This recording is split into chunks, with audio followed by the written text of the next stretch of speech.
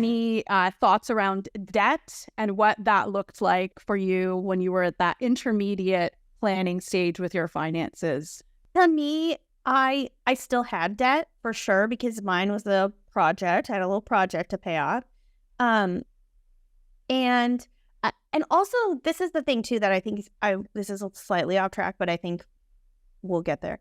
My debt was not like it for some people with a certain level of income. If they knew my debt number, I can't remember exactly what it was, but if they knew how much I owed, they'd be like, that is not that big of a deal. You could probably pay that off in a few months. But with the income that I had and the amount of money, like my income was not that much. And with the expenses I had every month to like live, I just didn't have that much to dedicate toward it, right? So as I became more financially literate and I learned more, I could do things like get a second job and dedicate the vast majority of that to my debt. I could do things like rearrange my budget a little bit so that I could dedicate more money towards paying it off. So it was kind of this process for me about how I learned to finagle my money in a way as I became more financially literate. And so how it impacted my debt was it didn't make my debt go away when I got to like this level, but it made it easier for me to manage and easier for me to come up with a plan to pay it off. Because before, I literally was trying to figure out how to make the minimum payment, and I knew that wasn't enough. So then I was trying to figure out how to make a little more than the minimum payment, but I wasn't really figuring out all the pieces of the puzzle to make that manageable. So going from a foundation builder up to a planner allowed me I had the knowledge then to be a little bit more strategic in how I managed it and how I paid it off. So I guess that's kind of how debt was impacted for me. I still had it, but I was just a lot smarter about how to pay it off. Yeah, my story is a little different. So I didn't have debt, but I was a part-time kindergarten teacher. My husband was a teacher. We had very little money coming in. We had a very small starter home. And what we did is we just lived a super simple life.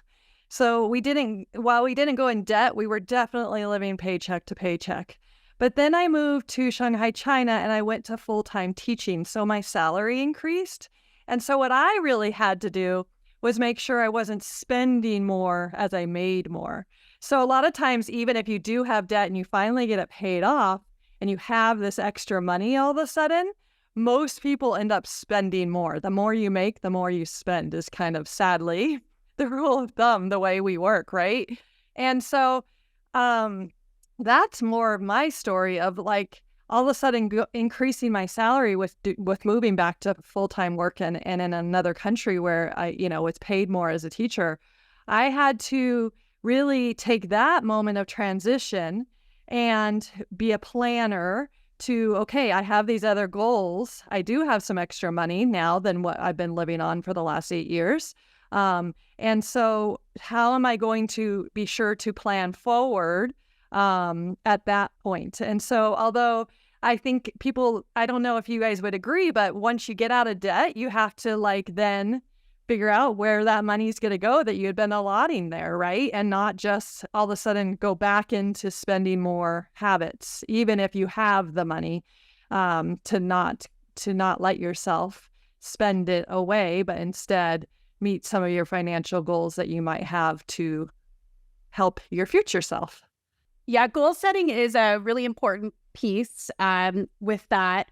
And I remember with my debt journey, a lot of the original debt I had was for setting up a household. It was getting through the really lean years when our kids were in daycare, and daycare was very expensive. So we ended up taking on some debt just for the privilege of working.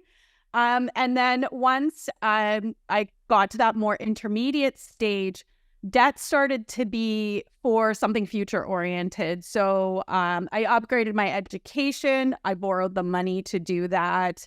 I bought a rental property, borrowed the money to do that. So I actually took on more debt in the intermediate stage than I had when, I was at that beginning foundation of just getting more serious about my finances. So one of the changes that does happen is usually when you're at the beginning foundation, your goal setting is very near-term focused. When you're intermediate, you start to think about what's coming up in the medium term. So say within the next year or so. And then as Jen shared, you're starting to also think about long-term. And our most long-term goal is often retirement, but it can also be things like paying your mortgage down or taking a one-year sabbatical, like just starting to look at some of the goals that are beyond the day-to-day.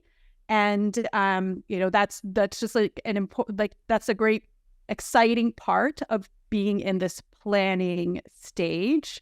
Yeah. So thank you for listening. Remember, we'd love to hear from you. Send your thoughts, send your questions. Be sure to subscribe and like our podcast so you don't miss any episodes. And we look forward to chatting with you next time.